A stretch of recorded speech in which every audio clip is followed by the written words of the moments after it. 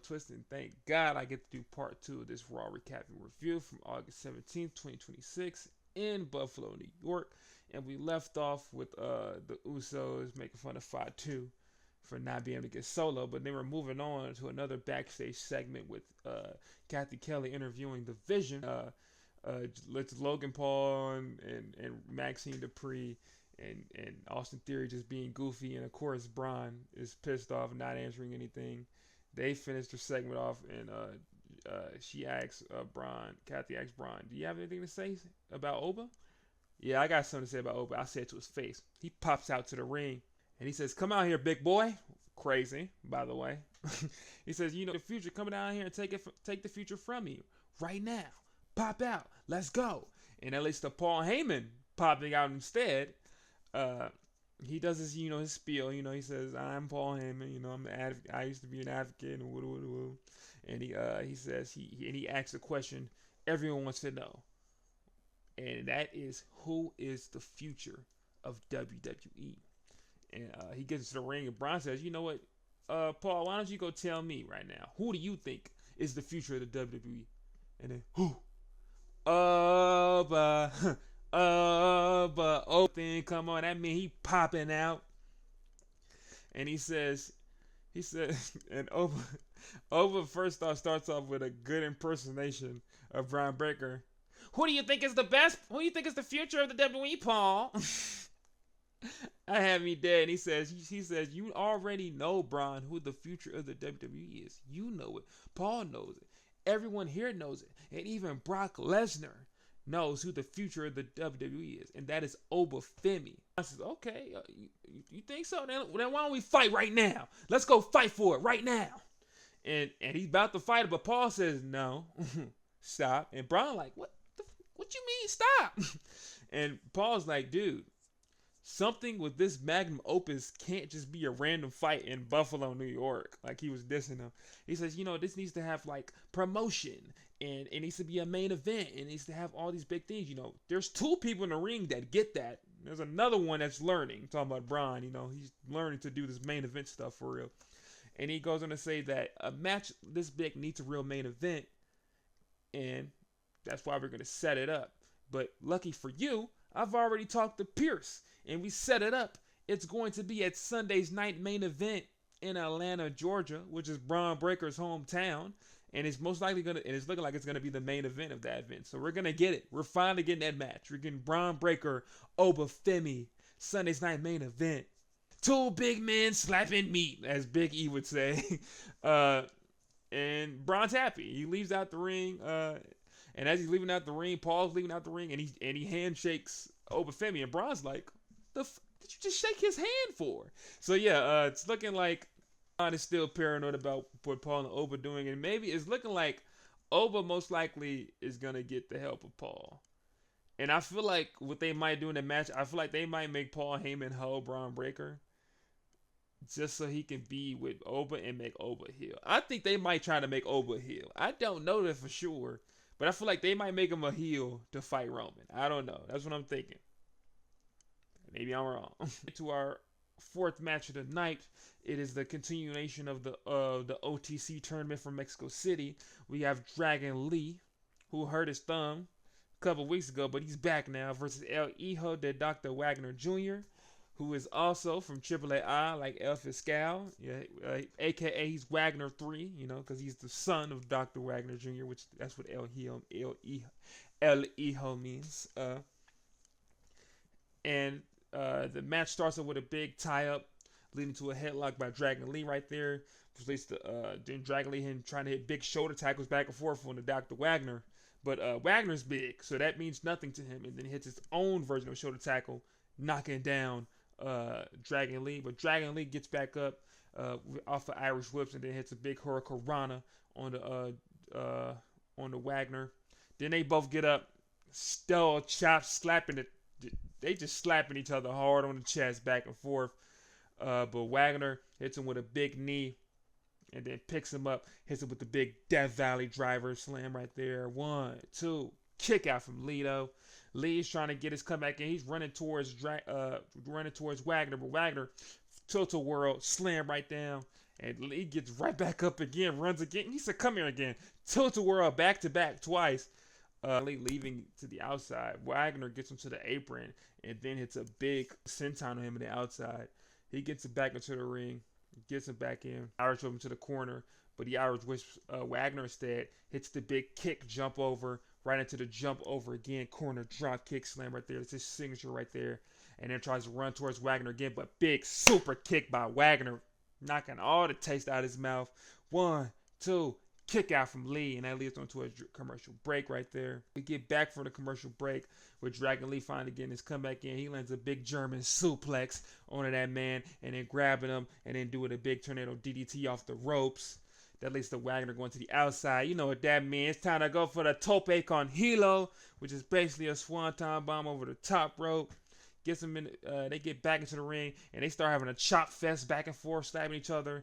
Leads to Wagner winning it. Right, then a big lift up, falling right down his Lee, right into a big pump kick by Wagner. 1, 2, kick out from Lee again though. Then they start fighting up to the top rope again, and Dragon Lee finds a way to knock Wagner down in a trio position. You know what that means. Dragon Lee double corner stomp. Nasty every time. It should be his finisher. Goes for the pin. 1, 2, kick out. It's so I ain't gonna lie, that's such a dumb move to be able to kick out it because it looked nasty every time, by the way. But then that leads to Wagner then going to the apron on the outside, but Dragon Lee inside the ring runs towards him, trying to go for a hurricanrana to the outside, but he gets caught and he gets then he gets power bombed back to the inside of the ring. Wagner goes to the top rope, hits the frog splash. Shout out Eddie Guerrero. 1, 2, kick out from Lee. He said he the future of Lucha Libre, man. He kicking out of everything. That leads to Wagner trying to goes for the superplex again.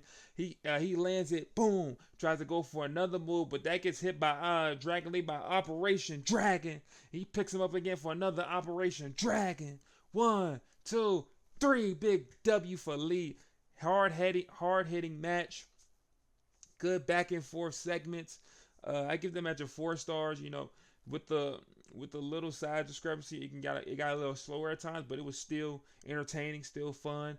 Dragon Lee is now going to be fighting Rey Fenix at next week's Raw, and Penta is going to be fighting La Parka in the next tournament match. So it's looking closer and closer to getting that Penta versus Rey Fenix matchup. The brothers beef. You gotta love brothers beef. You gotta love a good brother fight. Let me get to our last match of the night, and it's technically the main event, but not the main event because Roman is here.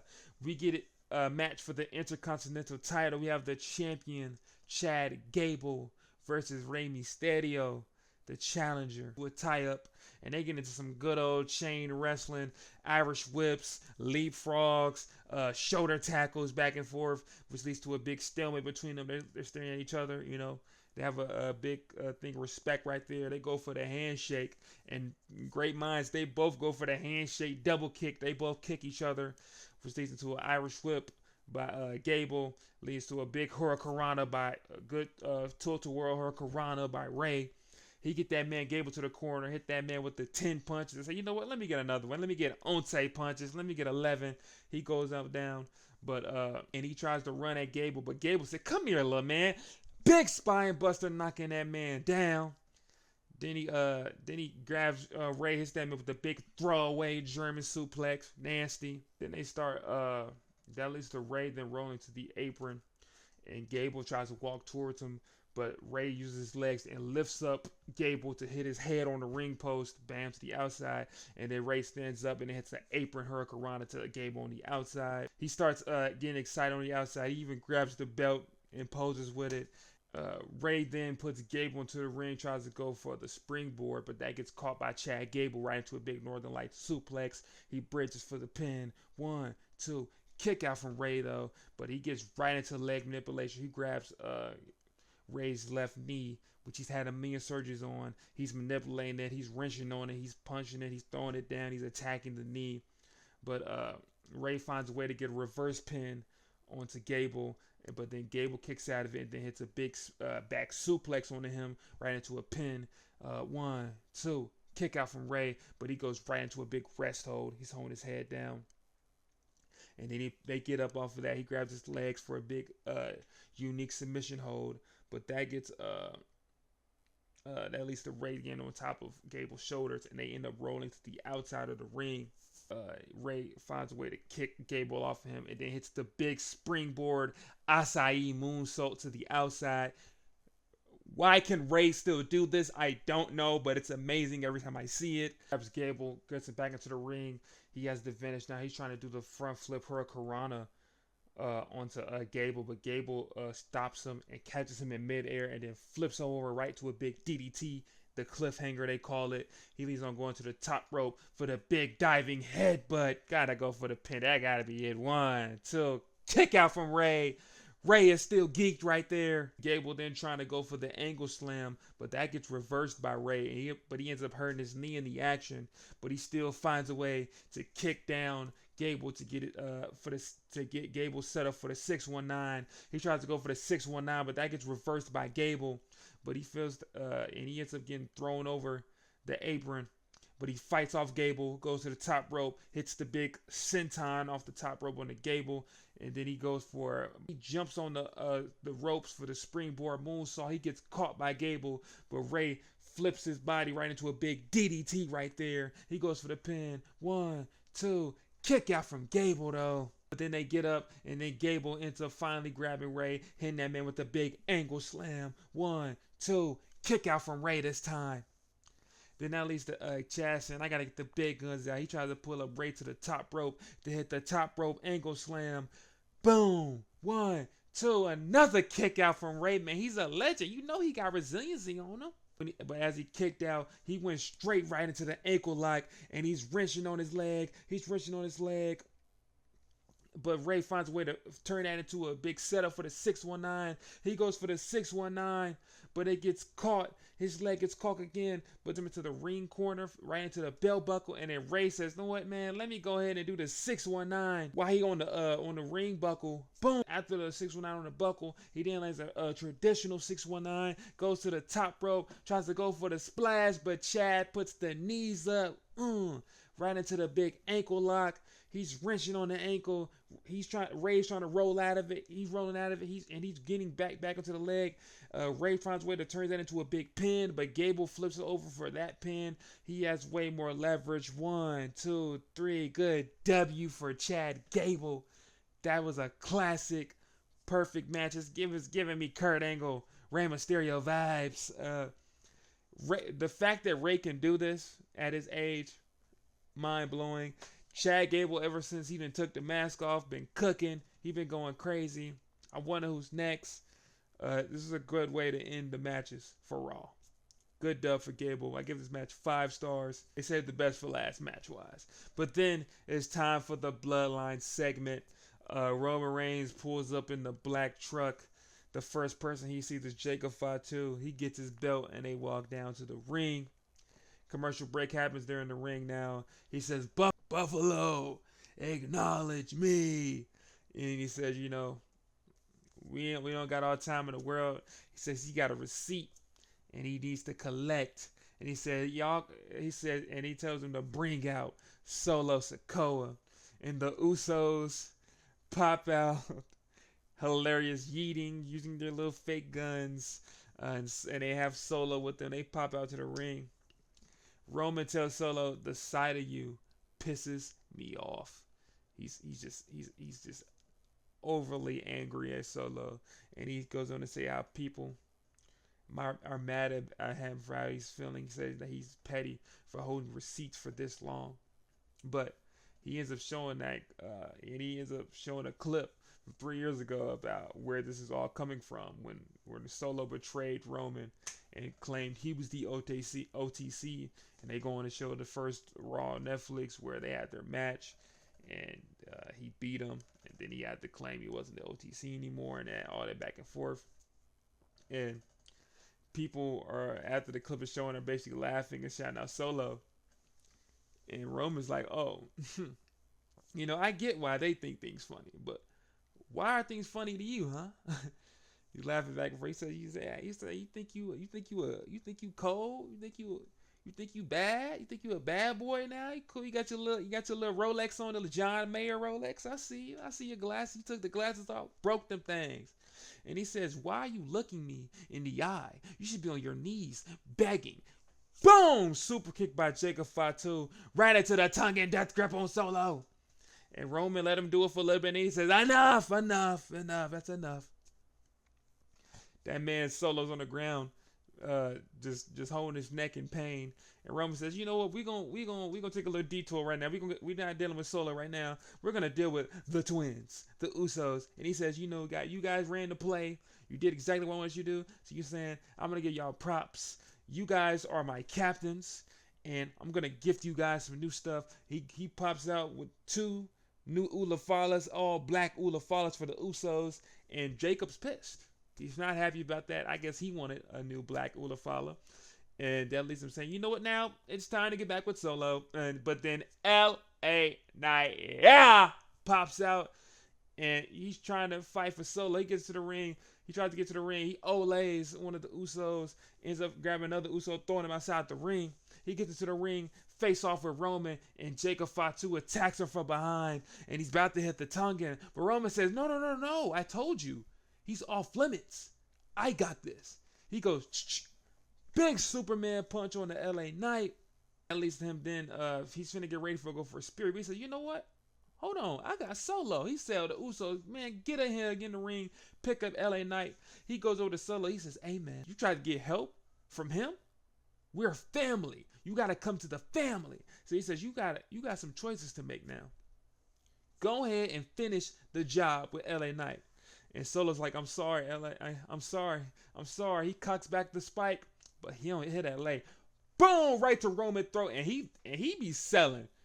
If it's one thing you can say about Roman, he be selling the move. Spike straight to the throat of Roman, and it was just like, "What are you doing? No! What are you doing?" At least them trying to attack him, but he ends up olaying Jay to the outside. He ends up olaying Jay, and then grabbing him and throwing him right into the barricade, and then hitting him with a big spike. Back in the ring, though, LA hits the BFT on the Jimmy Uso, and that leads to a big face-off with him and Jacob Fatu. He's distracted. Roman Reigns tries to go for the Superman punch again, but this time LA Knight catches him in midair, hits him with a big BFT. Him and that leads to LA and Solo fist bumping and heading outside the ring, while Jacob Fatu stares in the corner because Roman told him to stand in the corner, and he didn't move since then.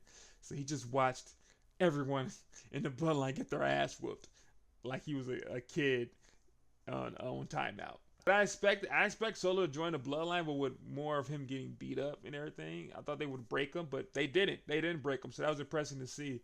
I'm pretty sure we might have a little tag team match between them. We might have like LA Solo versus Roman and Fatu. Maybe lean it up. Maybe they're gonna have them versus the Usos. That'd be interesting to see. But Roman ain't getting the Bloodline the way he want to get the Bloodline. But it'd be funny if he did, because like you have to get some new T-shirts. But that is going to be the end of part 2 of this Raw Recap and Review. If you enjoyed the video, please like and subscribe to the channel. Every week we have these videos come out.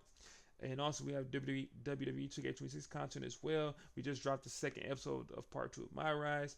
The part 3 will be coming out really soon. And also if you want to check out my music, the links will be in the bio as well. I'm Twist. Remember, y'all, Jesus loves you. And to always keep God first. I'm out.